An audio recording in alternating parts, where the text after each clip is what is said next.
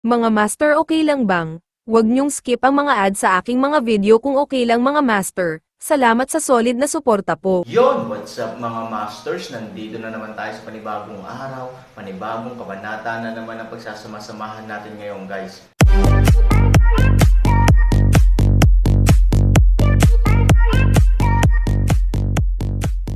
Bali mga masters, kung bago ka pa lang po sa aking YouTube channel, please click the subscribe button, lalong-lalo na po yung notification bell guys, para maging connected pa rin tayo sa isa't isa at maging updated kayo sa mga susunod ko pang video.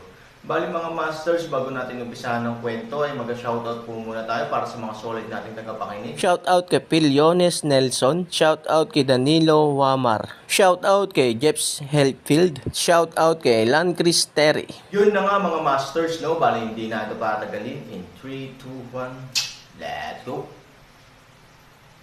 Mga masters, 3 video po araw-araw ang i-upload natin.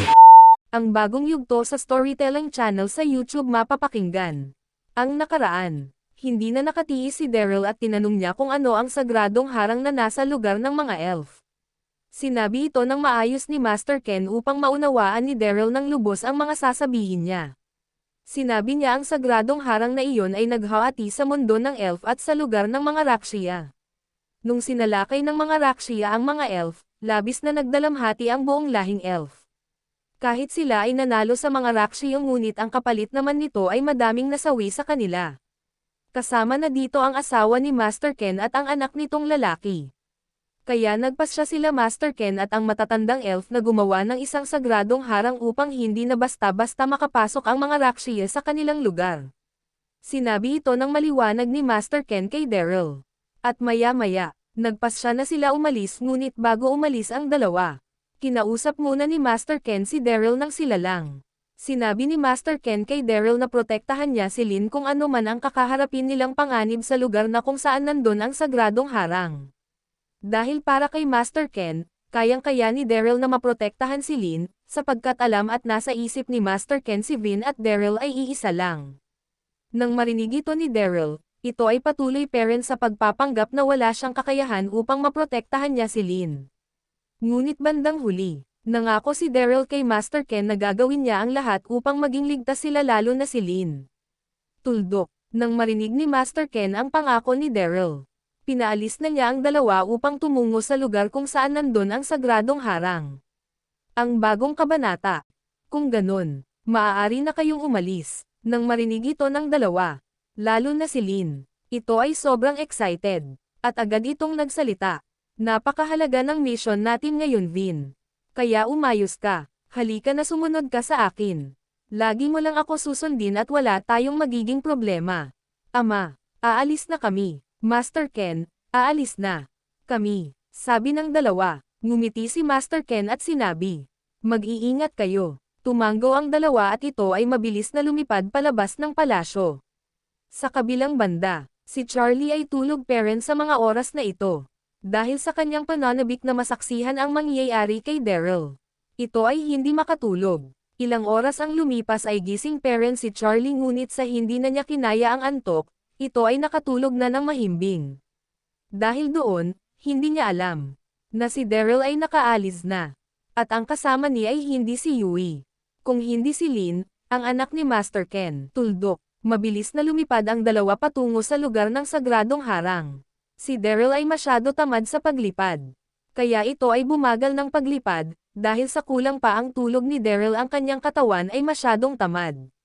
Nang mapansin ni Lin na bumagal ang lipad ni Daryl, agad ito sumigaw, "Hoy Vin, ngayon ka pa talaga bumagal. Gusto ko nang makarating sa lugar kung nasaan ang sagradong harang. Medyo malayo iyon, kaya kailangan natin magmadali bago tayo abutan ng dilim." Sigaw ni Lin. Nang marinig ito ni Daryl agad itong napaisip.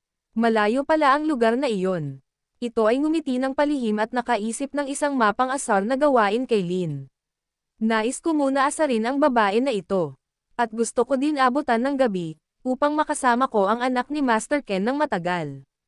Oo, si Daryl ay para bang ito ay may lihim na pagtingin din kay Lin. Dahil sa tinataglay nitong kagandahan na kahit sino ay mapapaibig nito.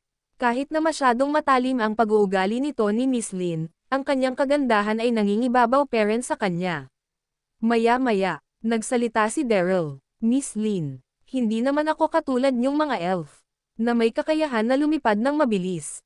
At ang inyong kakayahan sa paglipad ay hindi na kailangan gumamit ng enerhiya, subalit ako, wala akong tinataglay ng mga yon. Na kahit isa doon ay wala sa akin. Sabi ni Daryl sa pagkukunwaring tono. Nang marinig ito ni Lin, ito ay napaisip, sa bagay tama nga ang lalaki na ito. Isa lamang siyang tao, kung aking pagbabasihan ang kanyang kakayahan at ang kakayahan namin lumipad ay masyadong malayo ang agwat. Hindi umimik si Lin at si Daryl ay patuloy sa pagsasalita. Miss Lin, kung ikaw ay nagmamadali, maaari mo hawakan ang kamay ko, upang ako ay makasabay sa iyo sa paglipad. Kahit gusto ko man bilisan ngunit hindi ko kaya. Hawakan mo na lang ang aking kamay. Sabi ni Daryl ng pasigaw. Nang marinig ito ni Lin, agad na naman namula ang mga pisngi nito at naalala niya ang paghawak sa kamay niya ni Daryl. Napaisip saglit si Lin. Sinasadya ba ng lalaki na ito na bumagal talaga upang mahawakan ang aking kamay? Tanong ni Lin sa kanyang sarili. Ngunit kung hindi ko nga hahawakan ang kamay nitong bastos na lalaki na ito, matatagalan kami makarating sa lugar na iyon. Ama, bakit mo pa kasi sinama itong Vin na ito? Ngayon pa lang ay nagiging sagabal na saming gagawin. Imbes na makarating kami ng madali, ngunit ngayon ay tila kami ay matatagalan. Bulong ni Lin sa kanyang sarili na may pagkadismaya. Maya-maya si Lin ay nagsalita habang nalipad ang dalawa. Manigas kang bastos na lalaki ka, hahayaan ko na lang tayo ay tumagal makarating sa lugar kung saan nandun ang sagradong harang, kaysa hawakan ang makasalanan mong mga kamay. Kanina lang hinawakan mo ang aking kamay sa harapan ng master ng mga elf. Wala ka talagang respeto at bastos na lalaki ka. Kung pwede lang patayin kita ngayon ay gagawin ko. Dahil masyado kang walang modo lalaki ka. Sigaw na pag-alit ni Lin. Nang marinig ito ni Daryl, ito ay masaya. Nakikita na naman niya ang cute na mukha ni Lin, kapag ito ay galit. Palihim na nakangiti si Daryl.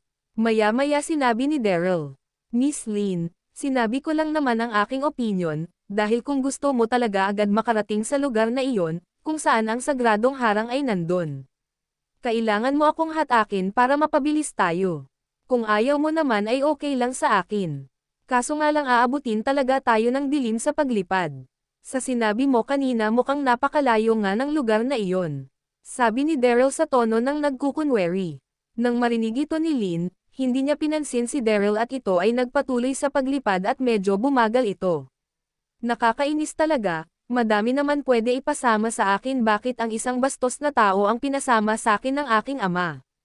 Bakit ba ang laki ng tiwala ng aking ama sa isang tao lamang nang walang kakayahan? Matutuwa pa ako kung si Sect Master Daryl ang aking kasama sa mission na ito. Baka mas gusto ko pang tumagal lumipad kasabay siya. Na namumula ang magandang mukha ni Lin habang iniisip niya si Daryl, sobra ang pagkahanga niya dito. Ngunit hindi niya alam na ang Vin na kasama niya at lagi niyang sinusungitan ay si Daryl pala.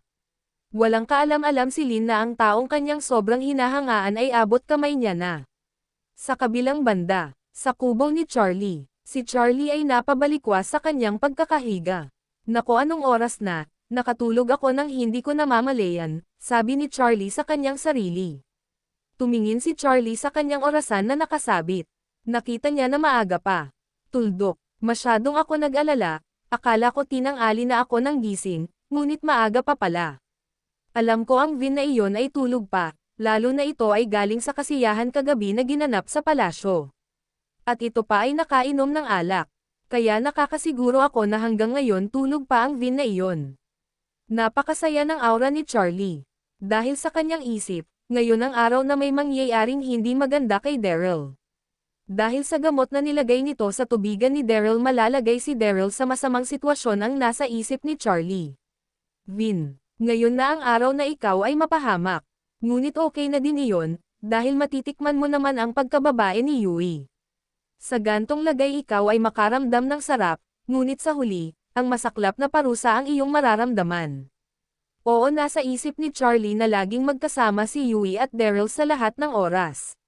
Kaya kapag nainom ni Daryl ang tubig na may gamot na mapanganib mula sa lugar ng mga mangkukulam, makakaramdam ito ng init ng katawan at ang pananabik nito sa pagtatalik ay lalabas at mangangibabaw.